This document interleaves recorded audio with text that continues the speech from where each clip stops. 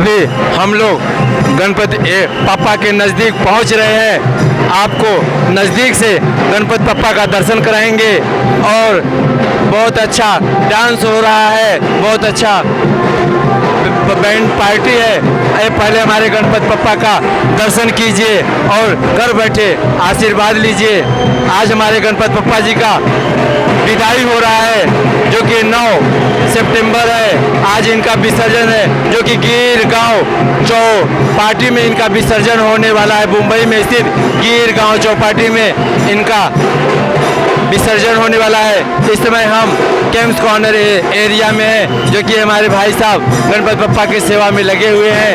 धन्यवाद। और आप सभी को प्रणाम भी कर रहे हैं और घर बैठे आशीर्वाद लीजिए और जीवन को धन्य बनाइए और आप सब बने रहिए। अभी हम आप सबको आगे डांस दिखाएंगे, अच्छा भजन सुने, अच्छा चीज़ आपको देखने को मिलेगा। ये सब हमारे भाई साहब बैंड पार्टी में डांस कर रहे हैं और ये सब बहुत ही अच्छा डांस हो रहा है। आप सब आनंद लीजिए।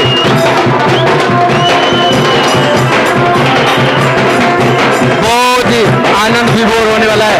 आप सब बने रहिए और हम भी डांस आपको दिखाएंगे।